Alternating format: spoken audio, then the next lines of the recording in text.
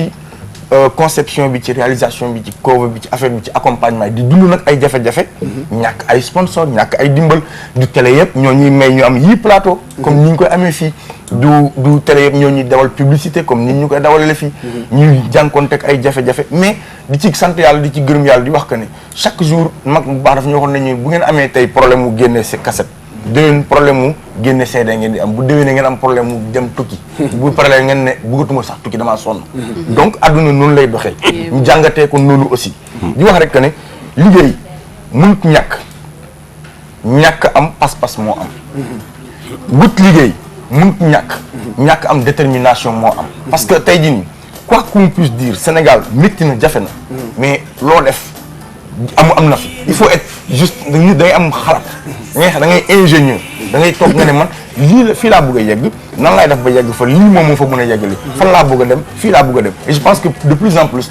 les gens avaient benn rêve boobu noonu génn kut dem tukki kut wala nangama sànq wala toujours acculer l'œil c'est les leaders c'est les politiques c'est les dirigeants mais les politiques leur rôle c'est de développer mais ñun suñu rôle c'est de changer tant que ñun changé wuñ comme li bu doon wax sànq ci comportement yi on ne pourra jamais développer le Sénégal. Et moi je sais que bu ngeen amee encyclopédie bi c'est vrai que génnagul moo tax mu nekk événement moi je vois même des gens yu xëccu kañ lay génn fan laa ko mën a amee on vous donnera toutes les dates parce que en plus de sortir encyclopédie bi am na ay dates yu ngeen prévoir pour présenter encore peuple sénégalais bi encyclopédie boobu taxaw seetlu sax laa ko tuddee parce que war nga am fooy toll ci réew nga am livre booy lire pour nga xoolaat sa bopp xoolaat sa jikko xoolaat sa réew nu muy demee donc loolu mooy njëriñu encyclopédie bi kër gi di waaj a génne vous restez avec nous avant de parler de tout ça Bijou ce matin daf ñu indil ay mbir yoo xamante ni peut-être ñun tamit sénégalais yi duñ ci bàyyi xel bu baax muy danger yi nekk ci télécharger ay application ci téléphone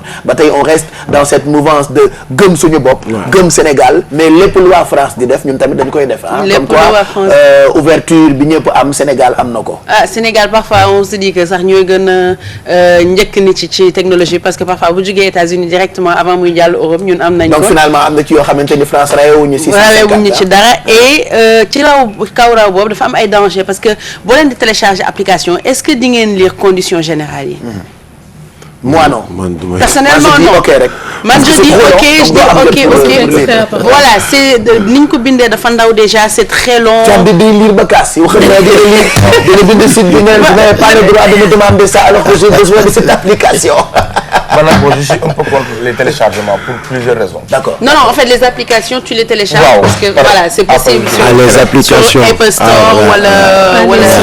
voilà, Google Play.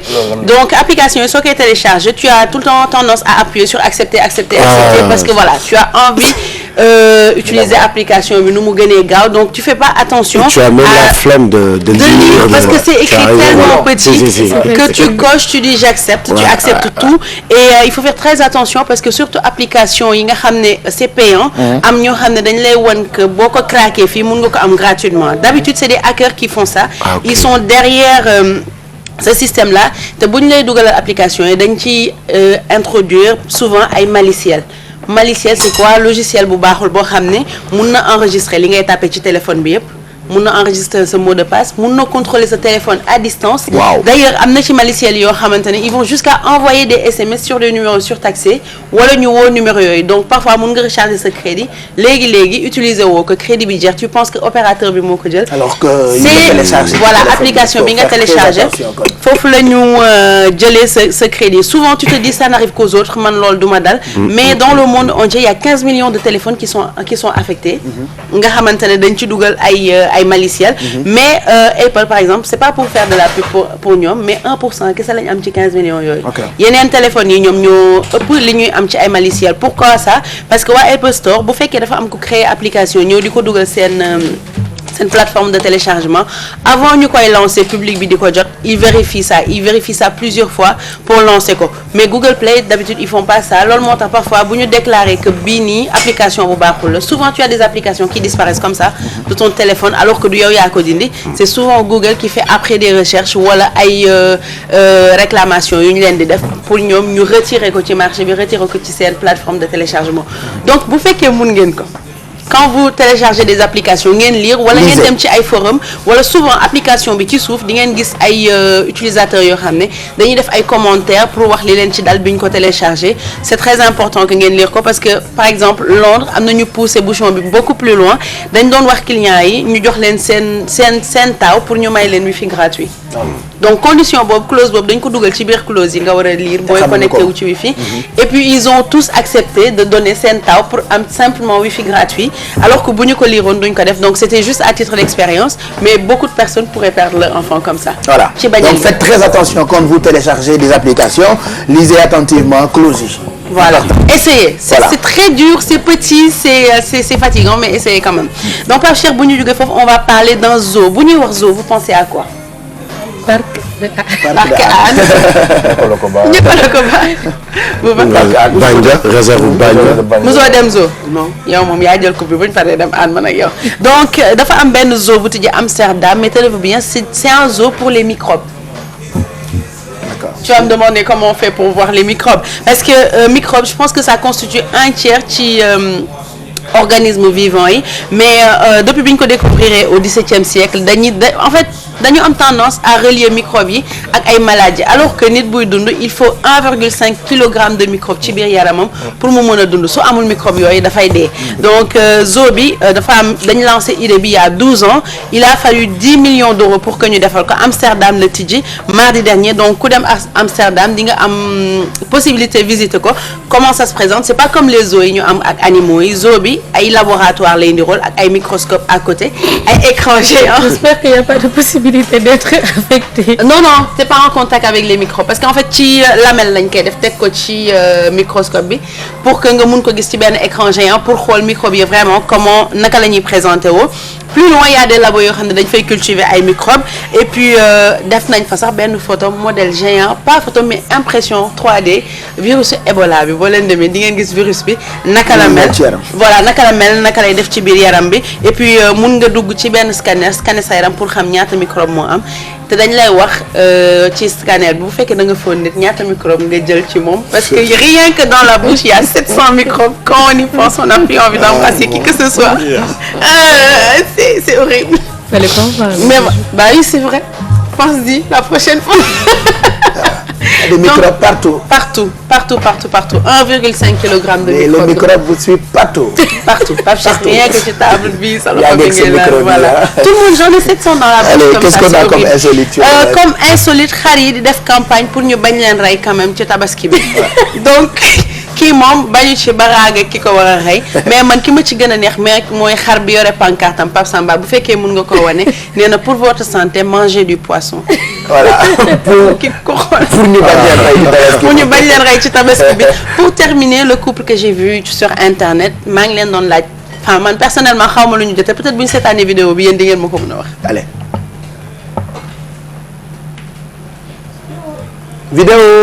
Vidéo Pape Samba. D'accord pas dispo derrière ok amul problème xam naa couple bi ñoo liggéey bisu pour affaire bi bañ a jàll. pourtant mënoon ngeen bañ. petit quoi bàyyi mu jàll dem.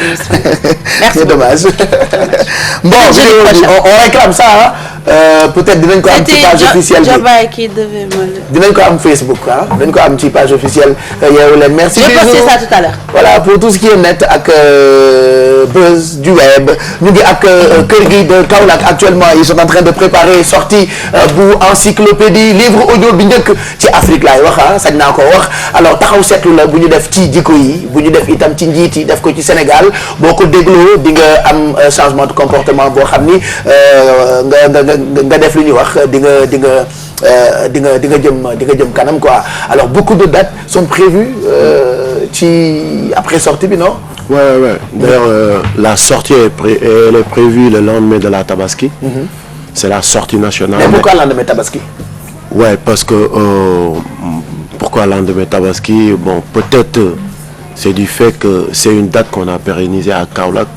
qu'on fait ça fait 6 ou 7 ans. Donc chaque année lendemain Tabaski. Chaque année man souvent dama doon dégg ñu ne joxuñu leen autorisation pour ngeen def concert. mais loolu nag xeex nañ ko moom jeex. yaa ngi gëm sonn da nga am ngeen autorisation. yow da ngaa bëri problème yow dama lay expliquer kii bi nga bëri problème mais yow pour sa problème bi da nga am problème de difficulté dama lay dolli ñaar buñ la doxul autorisation bul def wala autorisation ou pas di nga concert. c'est-à-dire que moom laa lay expliquer xam nga ñaar moo am dans la mu gën a nekk xale ñaar moo am dafa am lu ñuy woowee waxtaan ba am jàmm wala xeex ba am jàmm. ok yow ban moo la ci gënal xeex ba am jàmm bu mu laaj la ñuy indi bu mu laaj. bu laajee bu ñu sañoon waxtaan ba am jàmm la ñuy am saa su ne. mais bu laajee ñu xeex ba am jàmm dañuy xeex ba am jàmm c'est-à-dire que démocratie processus la. démocratisation dafa am ay pàcc yu bëri. daf ci bokk xeex ci say àq ak say yelleef. suñu droit la ñun en tant qu'artiste ñu organiser quand on le veut où on le veut comme on le veut. mais suñu devoir la aussi ñu koy teg ci yoon maanaam di rendre. oui mais moi je ne serai jamais maire ou autorité quelque part. waaw ngay def sa concert di ma naa ma woy di nga ñu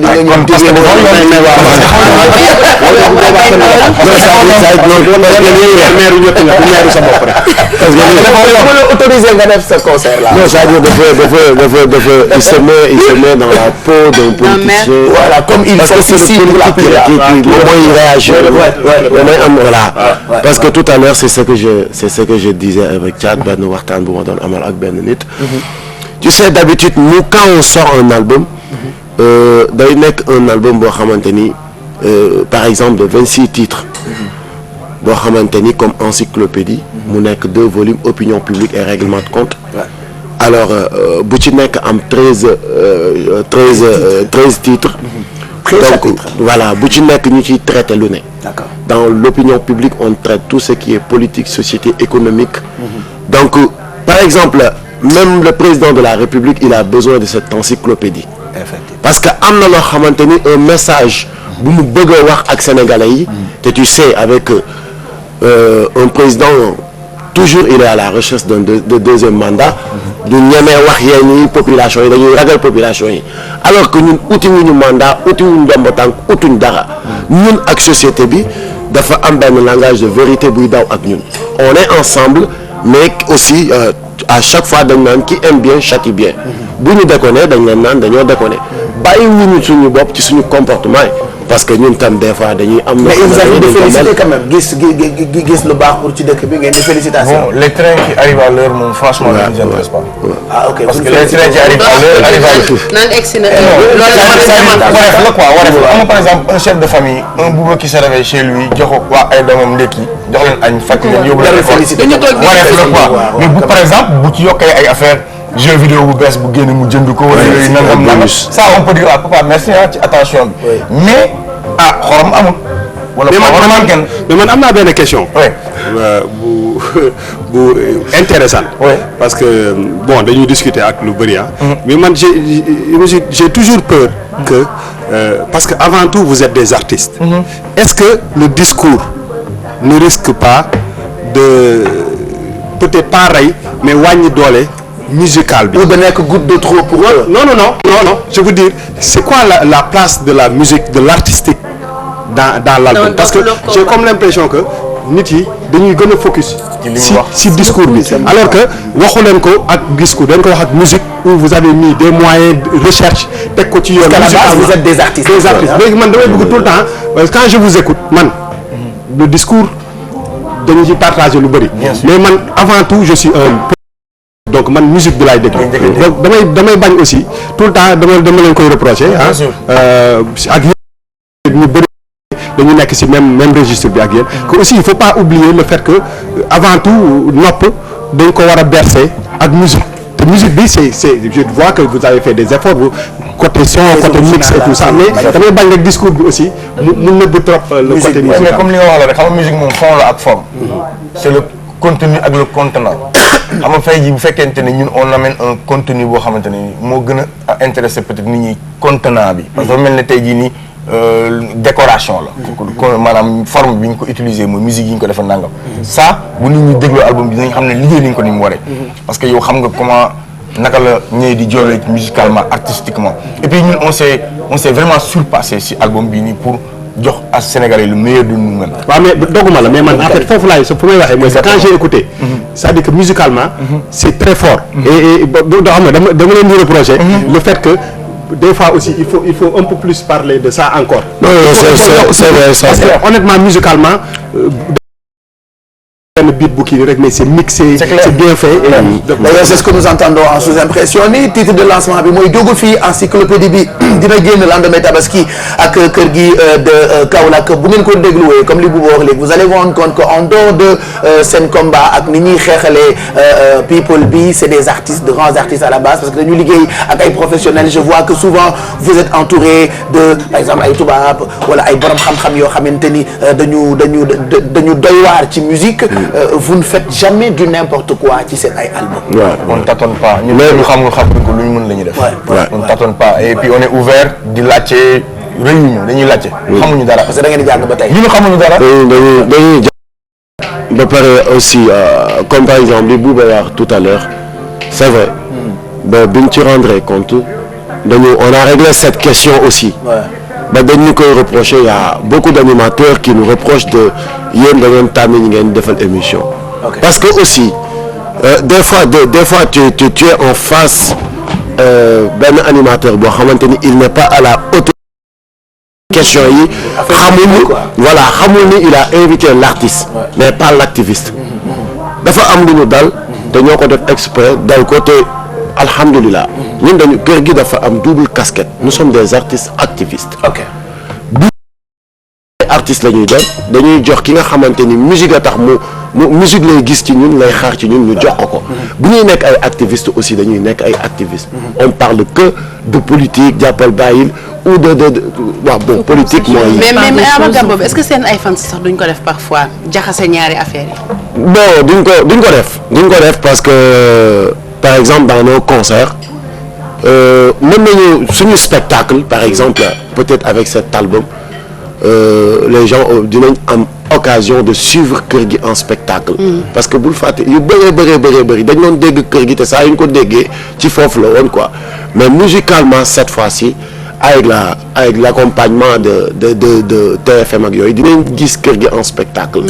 Donc spectacle on joue même pas des morceaux de politique.